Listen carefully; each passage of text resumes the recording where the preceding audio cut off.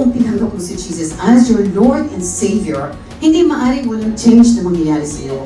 And yung change na mangyayari sa iyo is from glory to glory kasi according to what is revealed to you through the Word of God. Kaya mas mabilis kang magbasa ng Bible, mas maraming revelations na papasok sa iyo. Amen? For example, ano yung reaction ko pag ako nagalit? Di ba? Naggalit ako kasi nag-isip ako. Tapos nag-emote ako, pero ano ang will ko? Ano ang gagawin ko? Ikaw ang pipili niyan. Gagawin mo ba yung sinabi ni God na hindi ka magkikipag-away, hindi ka magagalit? O gagawin mo ba yung inuutos ni Satan na ikaw makipag-away? Tandaan natin, dalawa yung choices natin. Isa nagbibigay ng blessing, isa nagbibigay ng cursing. We would like to thank the friends and partners of Terry Chang Ministries.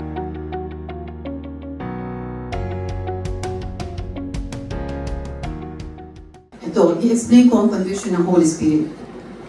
Tayo pag nagkakasala tayo, for example, ikaw ay, for example, ako na lang, kapag ako, for example, sinungaling, ano sasabihin sa Satanas sa akin? Ayan, ikaw, Terry, sisinungaling ka. Wait, hindi ka karapat, dapat maging preacher. Di ba? Bakit ka ganyan? Alam mo, baka hindi ka mag-born again. Tapang-tapang mo tumayo sa pulpit. Baka nagsisinungaling ka pala. Ganyan ang condemnation ni Satan.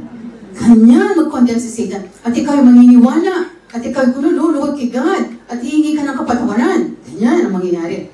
Pero hindi ganyan ang Holy Spirit mag-convict sa atin.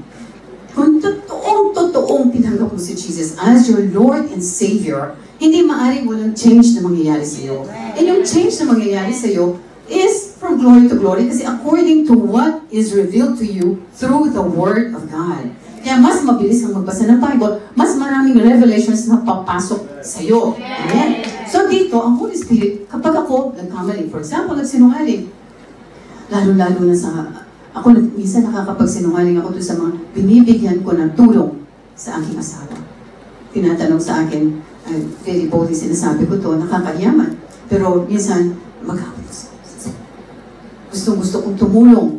Pagkatapos sabi ni Robert, may nakita akong kanina may kinakausap ka, binigyan mo ba ng love offering yan? Kasi lalo na kung yung tao yun, masama ugali. So, minsan nakakapag-sinungaling ako kay Robert. Once in a blue moon lang naman. Sabi ko kasi, hindi ko binigyan. Sabi ko, tapos mamaya, ayan ang Holy Spirit. Sabi ng Holy Spirit sa akin, hindi, anak, righteous ka na. Diba? Righteous ka na. Ikaw ay righteousness ko. Hindi, ang isang righteous ay hindi na nagsisinungaling. Thank you, Lord, for the revelation. So, ang layo-layo ng kinukondem ako ni Satanas kesa doon sa conviction ng Holy Spirit. Dahil sa kakakonvict ng Holy Spirit, anak, righteous ka na. Kasi born again ako, nagsisinungaling pa ako eh. Eh, pinag-preach ako, ayaw mag-preach. Takot na takot ako. So, nagsisinungaling ako, ano-anong excuses ko sinasabi sa mga pastors. So, bakit nagsisinungaling tayo? Born again na tayo. It's because wala pa tayong revelation doon. Kakas-convict ng Holy Spirit, anak, righteous ka na. Ngayon, iwasan na. Ganon! Nagbigay ka ba ng, love offering dyan sa Terry? Huwag kang magbibigay dyan sa hindi maganda ugali. Terry, nagbigay ka ba ng love offering dyan? Oo, Daddy. Nagbigay. Hindi ko kahit isin. Amen. Bahala ng Holy Spirit sa kanya. Pero ang asawa ko napakapagod niya. Super generous. Kahit super generous, wala po ako talagang masabi. Pero, ganyang mag-convict ang Holy Spirit. Nagkakamali tayo, hindi ibig sabihin, pupunta tayo sa impyerno. So, anong gagawin mo? Anong gagawin ko nagkamali?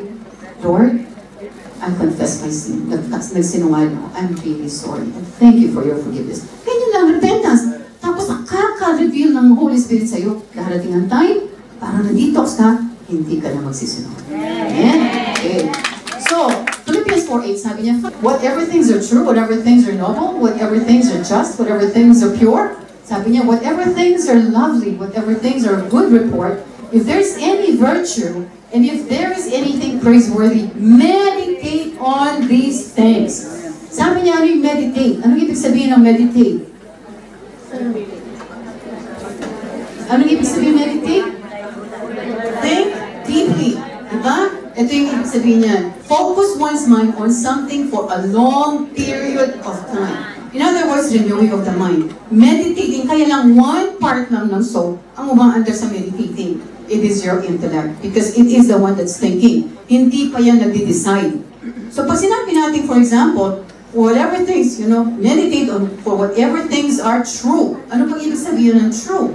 Yung katotohanan. Ibig sabihin, hindi ka magsisinungaling. Sinabing noble, ibig sabihin decente, reputable, ibig sabihin hindi ka kailangan nag-iisip ka ng ikapupuri mo, hindi ka gagawa ng hindi ka mapupuri. For example, just, fair ka. Halimbawa, kanina example ko this morning, may dumating na dalawang mama dyan, dito sa pinto natin before the service. Yung isang mama ay gusgusin ang suot. Talagang may butas ang damit, may butas ang sapatos. Mahirap siya. Tapos, yung isa ay naka-Amerikana. Tinanong ko this morning kung sino ang pupuntahan muna nila. May sumagot, yung naka-Amerikana daw. Amen. Bakit naka-Amerikana ang pupuntahan muna? Magiging just ka ba? Magiging fair ka ba? Kung pupuntahan mo yung naka-Amerikana? Hindi. Pupuntahan mo yung mahirap. Di ba? Pagkatapos, i-assign mo, hingi ka ng tulong doon sa kaibigan mo, isang usher dyan, na entertain yung mayaman. Doon makikita ka ni Lord na hindi ka tumitingin sa outside appearance. Amen? So, kailangan just ka. Kailangan pantay-pantay ang tingin. Alam mo si God, pantay-pantay ang tingin sa atin. Hindi ko ako nandito, preacher, ay mas mataas ang tingin niya sa akin. Hindi. Mas close ako siguro kay God because I spend more time with God than you. Siguro ganyan. Pero ang treatment niya is pare-pareho. Ang kanyang tingin sa atin ay pare-pareho. Mahal na mahal na mahal niya tayo. Bawat isa sa atin, the same degree. Bawat isa sa atin. Amen? So whatever things are pure, yung pure motive. For example, ano ba yung motibo mo? Yung sinasabi ko kanina umaga, like si pastor, mayroong isa sa mga members dito sa congregation na, "Uy, pastor, ito po, may dala akong puto para sa inyo. Pastor, meron din akong dalang soft drinks. Pastor, pwede ko po kayong tulungan dito sa pagbubuhat ng ano." Sip-sip ng sip-sip, in other words, itong member nitong church na to. Tapos pala, ang gagawin pala niya "Pastor, kailangan ko po ng pera, pwede po bang mangutang?" So, wrong motive. Hindi tayo mabibless yan, maaaring payarimin ka ni God, pero kitang-kita na ni Lord. Hindi ka napasado, hindi mo na makukuha yung million-million na blessings kasi doon pa lang sa maliit, hindi ka na mapagkatiwalaan. Di ba? Maliit pa lang. Kasi hindi kayo nagbibigay ng tithes and offerings. For example, $4,000 yung allowance, yung salary.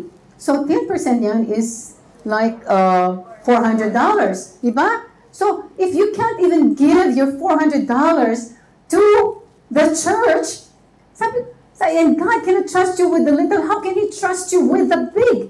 He can never trust you with the big if you cannot give Him what He is asking you to give. Because that 10% belongs to Him. Di ba sabi nga sa Malachi 3:8, you rob Him if you keep that 10%. So whatever things are lovely, kailangan laging maganda. Naiintindihan ko yung mga may asawa dito, nagdududa sila sa kanilang mga asawa doon, baka may ginagawang mga kalukuhan, may mga ganyan na iniisip sila. Alam niyo, huwag kayong mag-iisip ng mga negative. Kasi tutubo yung mga negative, yung mga wiry dendrites, tutubo yan sa inyo. At darating ang panahon, magmamanifest yan. Alam niyo kung anong manifestation, bibigyan kayo ng hint. Okay, tumubo yung negative. Asawa ko ng bababae, may kinausap na naman niya yung babae yun, etc. etc. So, kaisip. So, nagkaroon ka ngayon ng stress. Alam nyo, ang bawat cell natin ay may protective protein. Yan. Pag-aaralan natin yan lengthily later on. May protective, like for example, ito cell. No? Itong mga cells na to ay na-inherit natin yan sa ating mga ninuno, sa ating mga magulang. Di ba? Mga magulang natin na-inherit yung kanilang mga genes sa kanilang mga ninuno. Tama? Tapos tayo na-inherit natin yan sa nanay at tatay natin. Pero yung mga genes na yan, kung kani-kanino na nanggaling ng mga kamag-anak. At yan ay napunta yan sa katawan mo. Dahil sa na-inherit mo yung mga genes na yan, merong kung alam nyo na, may cancer for example. Di ba? Yung lolo, tapos na kayo lolo, tapos yung lolo nagka-cancer din ng daddy, tapos ngayon ikaw ay may cancer for example. Di ba? Natatandaan nyo yan kung anong ibig sabihin yan? generational curse. Tama? Yan ay gene na nandito na. May cancer cell ka na nandyan. Lahat kayo dyan na merong cancer. Ang mga ninuno, merong kang cancer sa katawan. But this cancer is inactive. This cell is inactive. Nakatago siya at nakaprotekta siya ng tinatawag na protein. Nakabalot siya. Alam niyo, isang bagay lamang ang makakapagbukas dito. Bakit itong cancer cell to ay lalabas pagkatapos hahawahan niya yung ibang good cells, mag-mutate yung mga ibang good cells, magiging cancer cells sila. Isang bagay lang ang makakagawa niyan. Ano? Ano? Pakiulit? Tama. Kasalanan. Kasalanan. Sin. Kaya ka nagka-stress dahil dun sa kasalanan na yun. So nakikita nyo, hindi, kaya nga, yung mga, sa ano yan sa health yan. Pero ganyan din ang concept ng financial prosperity. Ganyan din ang concept ng kung ano mang hinihingi nyo kay God. So it is very important that, isa lang ang makakasagot niyan. It is a renewing of your mind. Kasi pag na-renew yung mind, mamamatay yung wiry o yung mga black dendrites at mabubuhay yung green dendrites. Kapag nabuhay, yan ang healing. Yan ang prosperity. Yan ang mga breakthrough na darating. Amen? Okay. So kaya sinasabi, meditate. Any of good report. Ay, ang good report. Ano yung good report? Ibig sabihin, kung ano ka dito, ganyan ka kapag hindi ka nakikita ng tao. For example, sinasabi ng mga spiritual leaders natin, ng mga elders natin, si Pastor Oral daw, si Pastora May Ruth, kung anong makikita mo sa kanila dito, kung paano silang magtrato sa inyo, ganyan-ganyan silang magtrato sa bahay nila. Tama ba? Tama? Diba? Ganyan sila, Pastor. Walang plastic. In other words, walang kaplastikan. Ganyan sila. So, kayo, ganyan ba kayo sa harap ng amo nyo? At pag nakatalikod ang amo nyo, pareho ba? For example, pag nandiyan ang amo, oh yes ma'am, yes, oh yeah, I will do this ma'am, oh yeah, of course ma'am, so, that's very easy ma'am, oh, of course I will do that. Diba?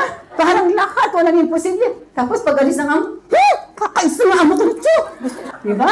Sabi, hindi pa nga ako tapos magtrabaho dito, meron na namang inuutos. Ganyan ba? Yan ang of good report. Ganyan bang ginagawa? Kung ganyan ang ginagawa natin, ako, hindi tayo, ma-stress pa tayo, mabubuksan pa yung protective layer ng cancer cell na namanan nyo sa inyong ninuno sa ginagawa nyo yan. Kasi kasalanan yan. Amen? O ayaw nyong mangyari yan, magkasakit. Kailangan sumusunod tayo sa salita ng Diyos. Amen? Ephesians 6:5, slaves, actually bondservants, obey your earthly masters with respect and fear. O obey your employers with respect and fear and with sincerity of heart, just as you would obey Christ. Tingnan mo. Kung paano kayong susunod kay God or kay Jesus, ganyan daw kayong susunod sa employer. Hindi yung, hindi ganyan, di ba? Yung talagang pagmamahal. Yes, ma'am. Oh, yes. Oh, I will do this for you. Kahit na nakatalikod siya. Sige, pag sinabi magplansya pa ng mas ba, sige, plansya lang. At kung mag-praise and worship ka na lang para hindi ka nangungusubi sa katerbang pinaplansya mo. Ganyan, gumawa ka ng paraan. Lumapit ka kay God and He will give you all the strength. At hindi niya pababayaan na ikaw hanggang alas 2 ng madaling araw na paplansya dyan. Hindi ka, deliver ka ni God sa mga struggles na yan, sa mga problema, ayusin niya yung buhay, hindi na magiging distorted ang trabaho mo. In Jesus' name. Talagang yan ang nangyayari. Kapag you obey your masters as you obey Christ. Obey them not only to win their favor when their eyes on you. Tingnan mo, hindi lang daw nakatingin, doon kayo mabait sa kanila. But as slaves of Christ, doing the will of God from your heart. Inulit na naman, next verse. Doing the will of God from your heart. Diba? Next. Sabi niya, serve wholeheartedly as if you were serving the Lord. Pangatlong beses na naman. Dito sa third verse. Diba? As if you were serving the Lord, not people.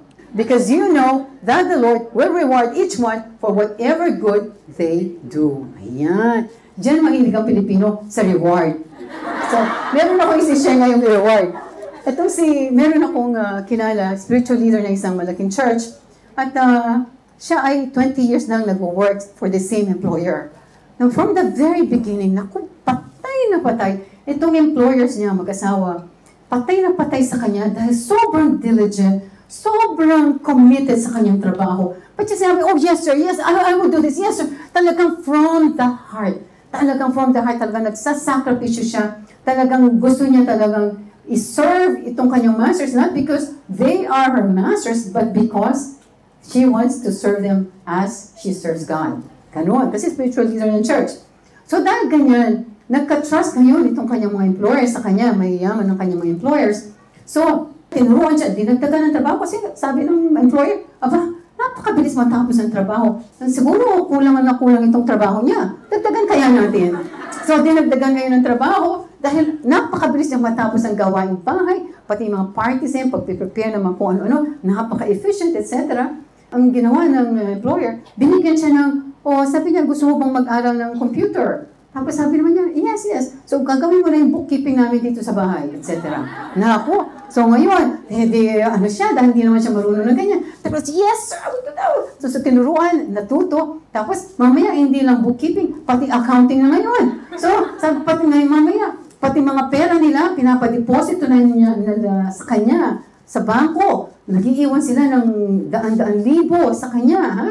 Pagkatapos, ito na yung nangyari. After 20 years na ganito, ang commitment niya dito sa kanyang amo, binigyan siya ng isang papel. Alam mo yung papel? Ginawa siyang tagapagmana.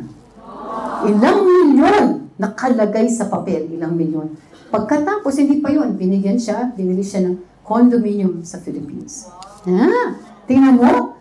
Kasi, ayan, because you know that the Lord will reward each one for whatever good they do. Ayan. Hindi siguro lahat ay mabibigyan ng milyon-milyon or condominium, pero in another way, magko-compensate ang Holy Spirit sa inyo because whatever you sow, you reap. Yan is a spiritual law of God. What you sow is what you reap. Ito naman, ibang senaryo naman itong si Sister Irene. Kabaliktaran naman ni Sister. Ito Sister Irene ay isa ring domestic helper at siya ay spiritual leader dito sa isang church. Pagkatapos, siya ay talagang ini-entertain niya maigi ang mga bagong members ng church. Talagang pag may mga bagong members, talagang kasuhin niya talaga yan. Tapos, ikukwentuhan niya, babasahan niya ng Bible, tutuan niya, etc. Pagkatapos, mayroong motive. Kasi, ang nangyari na uncover ito, na ito palang mga bagong mga Christians na ito, mga 6 months old na rin, inutangan niya ng inutangan.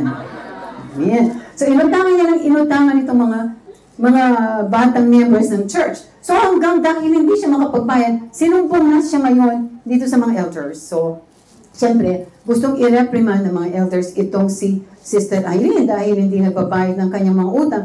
So, hindi lang nangyari yan, hindi nagbayad ng utang talaga, nag-alisan yung mga members ng church, na apektuhan ang church. So, anong nangyari kay Sister Irene? Sister Irene nagpa-pray sa akin yan. At sabi niya, gusto daw niyang magkaroon ng boyfriend. Gusto niyang magkaroon ng boyfriend. At gusto niya eventually mag-asawa. Okay? So, nung nakita ko siya, nung kausap ko siya, talagang may word of knowledge na binibigay sa akin sa Lord na, itong tao ito ay hindi mapagkatiwalaan. Dapat ito hindi pag-pray. Pero, paano mo naman hindi pag-pray ang humihingi ng prayer? So, ginawa ko, sinabi ko yung word of knowledge na yun dito sa mga spiritual leaders sa church para matulungan siya. Wala akong kaalam-alam doon sa ginagawa niya, nangungutang siya, etc., etc. Pagkatapos ito na ngayon, answered prayer! Naku! Sabi ko, ako ba kaya nagdasal na yun? Bakit answered prayer? Kasi hindi man ako naniniwala ibibigay nga ni Lord sa kanya yung lalaking yun.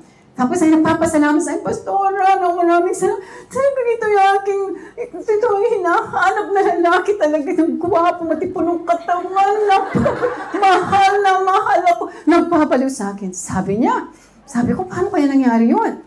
So anyway, totoo namang talagang pinakita ng lalaki, dinemonstrate mabuti ng lalaki ito, ang kanyang pagmamahal dito kay Sister Irene. Pagkatapos ito na, nag-propose ng marriage. Naku! Nagbigay ng engagement ring itong lalaki. Oh, naku! Tapos binabalitan ako, Pastora Terry, thank you so much! Napakakasalan ako ng lalaki itong pinapanaginip ko for so many years. For many, many years, pinagdadasal ko. Finally, nagkakatotoo na. Amen. So anyway, sabi ko naman. So anyway, let's say January 1. June ang kasal. So si Sister Irene bumalik pa sa Pilipinas after the engagement. At ngayon, magpupursige siya, mag-iipon kasi magpapakasal sila nung lalaki. Uwi siya ng June. Tapos, pagdating sa airport, wala yung lalaki. Di sinundo. Sabi ng lalaki, masama ang pakiramdam niya, imimit na lang siya dun sa bahay niya. Ay, bago pala pumunta si Sister Irene sa Hong Kong, ay pinatira niya yung kanyang fiancé dun sa bahay niya kasi wala naman, nandun siya pwedeng tumira sa bahay niya. Dito ka para may tao dito sa bahay ko. Parang pamangkin lang niya daw yung nakatira doon. So ngayon, muwi siya ngayon dito sa bahay nila, sa probinsya. Nagugulat na naman niya. Nandun ba ang lalaki? Wala. Ay, ganun nyo? Wala yung lalaki, tapos walang laman yung bahay niya. Kinuha lahat ng kanyang kasangkapan, lahat ng gamit, lahat ng inipon niya for the last 20 years dito sa Hong Kong, nawala lahat. Tingnan nyo, bakit? What you sow is what you reap. Kita natin? Okay. So scientists and doctors say that the mind is the most powerful force in the universe next to God because it has the ability to change situations and things. In fact, may mga scientists, ito binabasa ko kasi mahilig akong mag-research, di ba? Gustong-gusto ko nag-research. Ang sinasabi ng mga scientists na ang mind daw is God. Sa mga hindi naniniwalang may Diyos, ang mind daw is God because it is so powerful. Kasi walang imposible dito sa mind if your mind is renewed.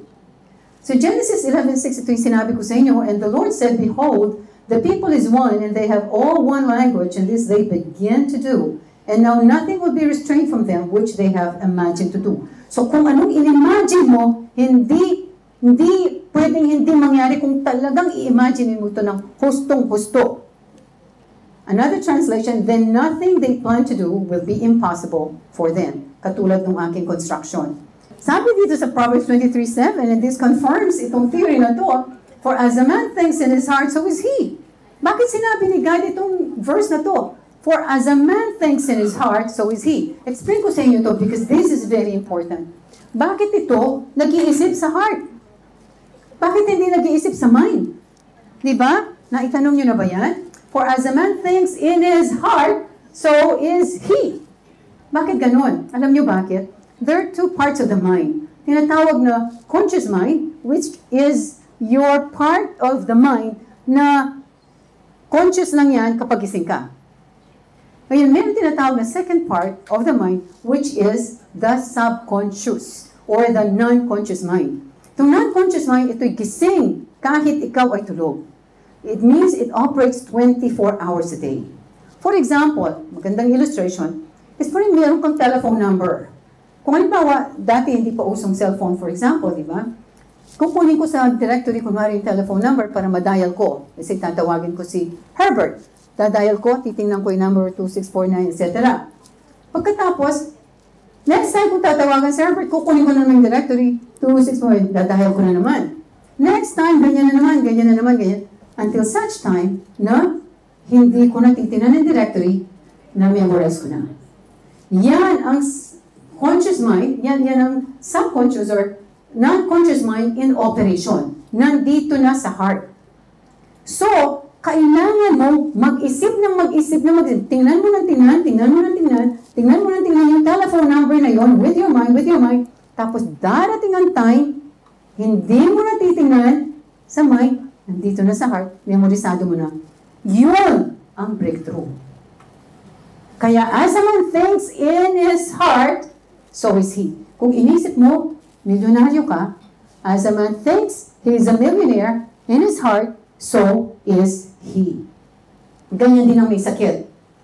So, kailangan ma-renew ang mind. Okay. If we want blessing, then we must know what brings cursing so we can avoid it. Because my people are destroyed for lack of knowledge. Kaya nadi-destroy ang ating buhay, napapahamak tayo because we don't have enough knowledge of the Word. Ito na. Here are some of the things that do bring curses upon us or open the door for Satan to inflict suffering on us. Mga example lang ito. Sabi niya, therefore each of you must put off falsehood and speak truthfully to your neighbor. Yung white lies, ito, pagtuturo na ito, ha? Kailangan importante ito kasi you will never inherit the kingdom of God kung itong mga maliliit na bagay na to ay hindi natin masisettle once and for all. White lies and big lies are the same in the sight of God. Sabi ko nga sa'yo, it took me a long time. Pero ngayon, victorious ako. Ha? White lies. So yung mga kasinungalingang konti ay pareho ng kasinungalingang malaki. In the sight of God, pareho lang yan. John 8:44, you are of your father the devil, and the desires of your father you want to do. He does not stand in the truth because there is no truth in him. Sasabi dito, kung ikaw yung nagsisinungaling, you are of your father the devil. Bakit? Siya sinusunod mo. When he speaks a lie, he speaks from his own resources, for he is a liar and the father of it. Okay, next. In your anger, do not sin. Do not let the sun go down while you are still angry. Meron ako isang magandang example dito. Hindi tayo pwedeng magalit. Kasi ang galit, although, pwede, like magkagalit ako, pero ano yung reaction ko pag ako nagalit? Di ba? Naggalit ako kasi nag-isip ako. Tapos nag-emote ako, nagalit. Pero ano ang will ko? Ano ang gagawin ko? Magkakasala ba ako? Mumurahin ko ba yung nambastos sa akin? O di ba, nung nagda-drive ako, tapos merong nag-cut sa akin, mumurahin ko ba yan? O di ba? Yan ang, kaya yung will, you have the ability to choose. Ikaw ang pipili niyan. Gagawin mo ba yung sinabi ni God na hindi ka magkikipag-away, hindi ka magagalit? Or gagawin mo ba yung inuutos ni Satan na ikaw makipag-away? Tandaan natin, dalawa yung choices natin. Isa nagbibigay ng blessing, isa nagbibigay ng cursing. Example, ito nung may construction company ako, di ba, naging outstanding builder of the year ako, di ba? So, meron akong mga engineers. So, meron akong marami akong tao, 200 people. Ngayon, meron akong isang malaking contract sa isang TV station. Yan, ganyan ako lumaki. Meron akong TV. Yung station na ako ang gumagawa sa kanilang mga projects. Pagkatapos itong aking engineers, yung tatlo out of the 4 na tumulong sa akin in the beginning, ay sinolo nila ito. Kumbaga, dinaya na ako. No? Hindi sila makipaghintay. Although binibless ko sila, exceedingly abundantly. Gusto nila, maging katulad nila ako.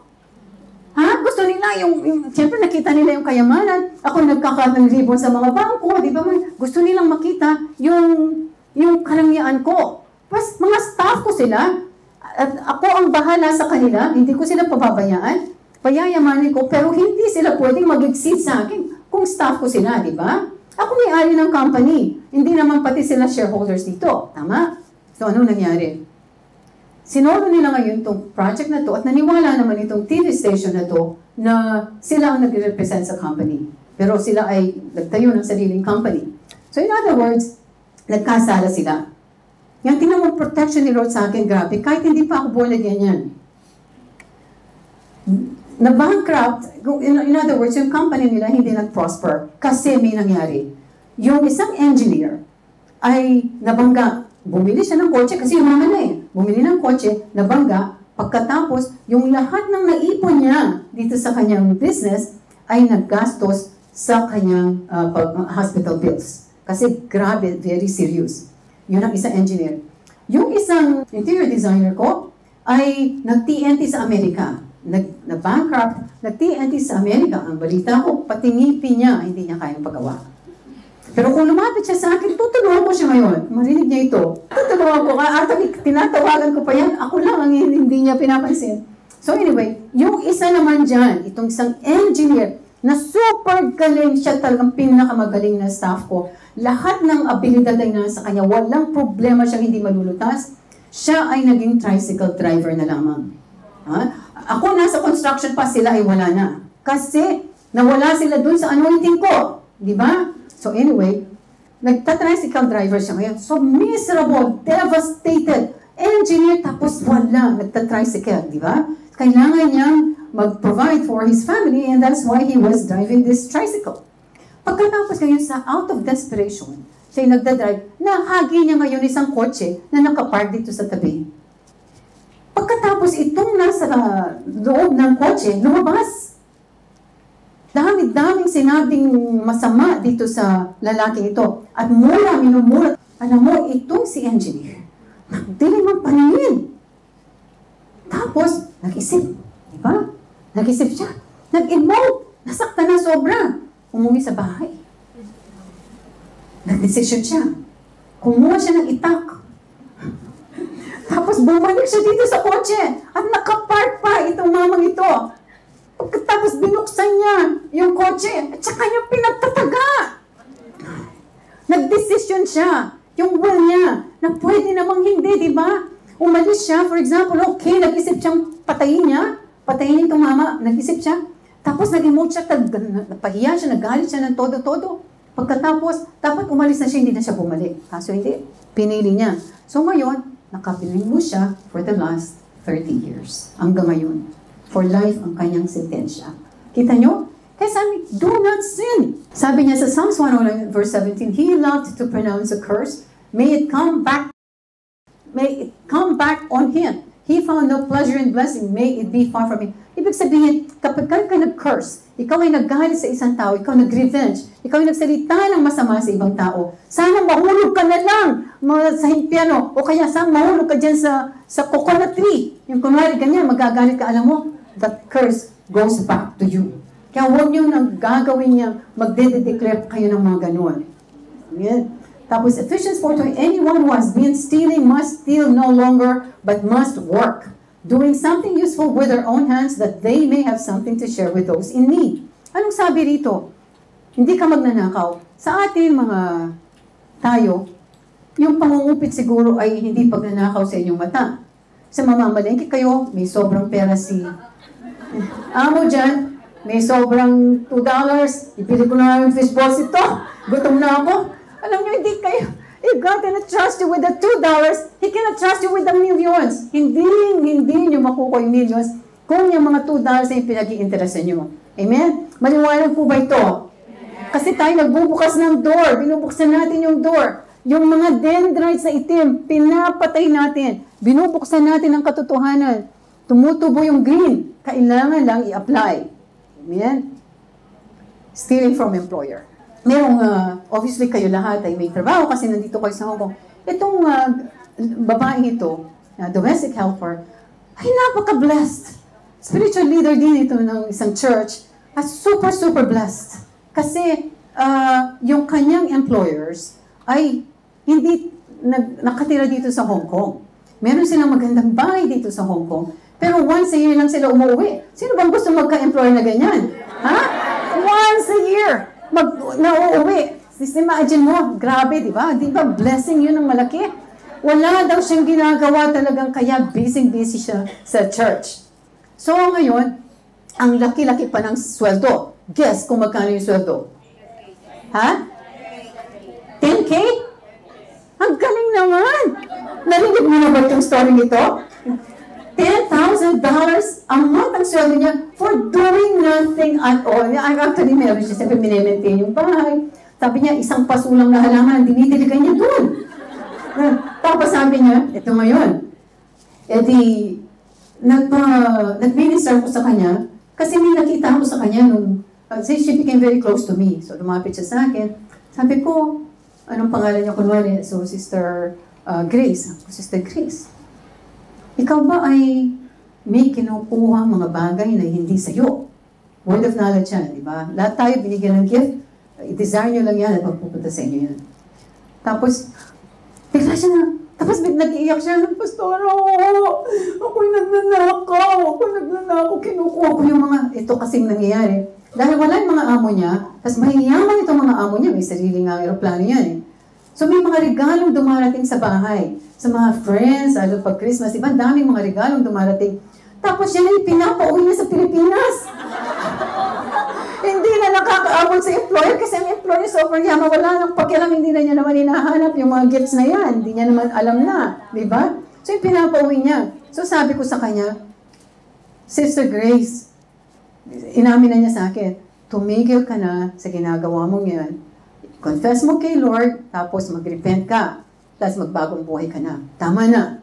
Kasi the mere fact na inalaw pa ni Lord na ma-disclose ito, ibig sabihin, hindi pa ina-allow ni Lord na atakin siya ni Satanas. Di ba? Wala pang repercussion, wala pang consequence.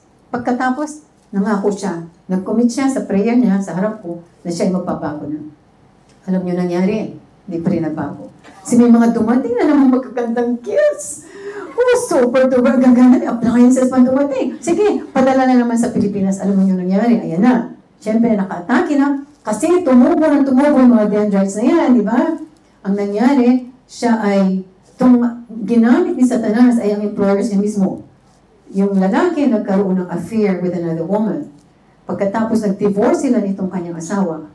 Pagkatapos, binenta nila yung ari-arian kasi magsishare, magkahati sila dun sa proceeds. Siya ngayon ay pinauwi sa Pilipinas. Kita mo? Sayang hanggang ngayon na sa Pilipinas walang trabaho. Kita natin? So, and do not, ito yung sinasabi ko, do not give the devil a foothold. Kasi kapag may ginawa kayong kasalanan, it doesn't mean na wala yung blessing. Ang ibig sabihin lang niyan is ninakaw ni Satanas ang blessing na yan because the thief does not come but to steal, kill, and destroy. Pwede bang tumayo na tayo? Mag-pray tayo sa... Okay, so mag-pray po tayo. Ngayon, ang sinabi ko sa inyo, di ba? Na bilang anak ng Diyos, we can boldly enter the throne of grace. Tama? So imagine natin katulad ng pag-imagine namin ng mother ko at ni ate, o mama, magpipray na tayo. Pasok na tayo sa throne room. Mama, anong sinasabi ni Lord sa'yo? O gusto ni Lord sa akin? Lumuhod. Tapos luluhod ang mother ko, hindi naman siya talagang luluhod, pero in the spirit, nakikita niya yung sarili niyang lumuluhod.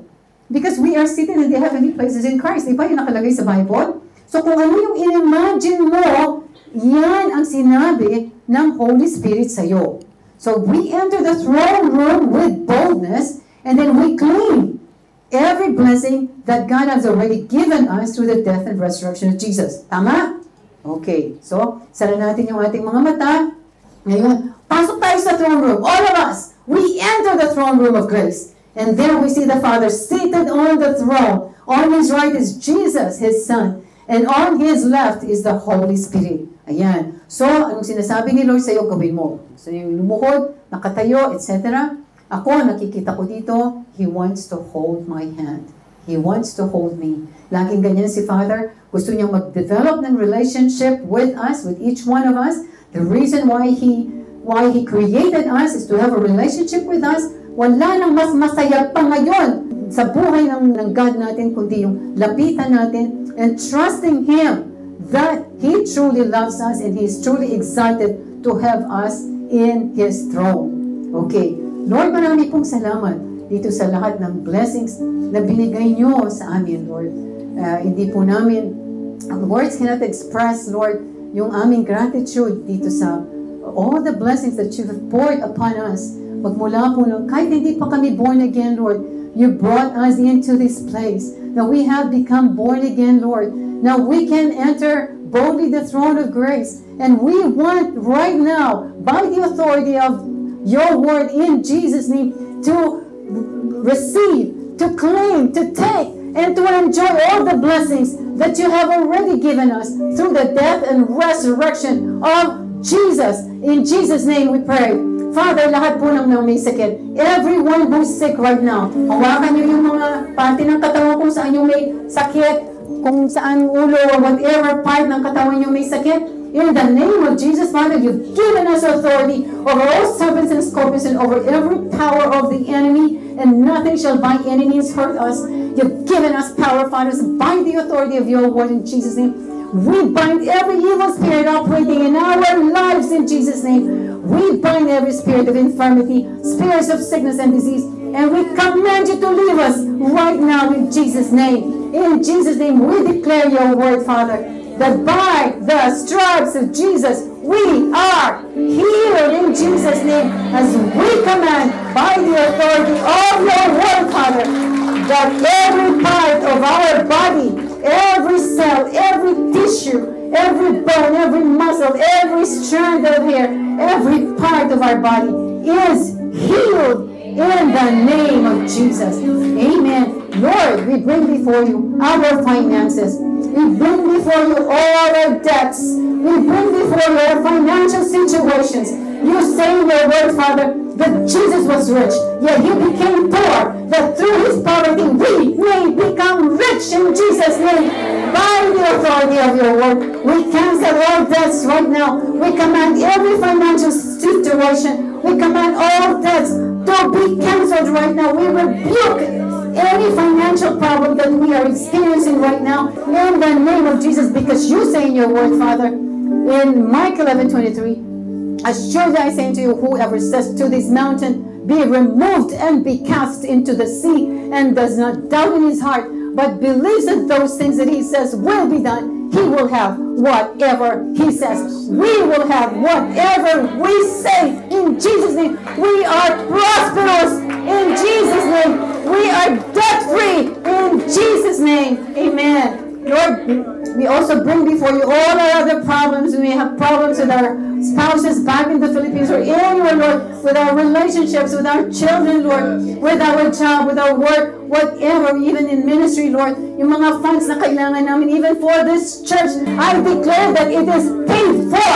It is not rented in Jesus' name. Amen. And thank you, Lord, kung ano man po yung mga problema ng mga kapatid ko dito, kinukuman ko to live in Jesus' name. I command, I rebuke everything that is hindering us from fulfilling our God-given destiny. In Jesus' name we pray. Amen. Amen. Amen.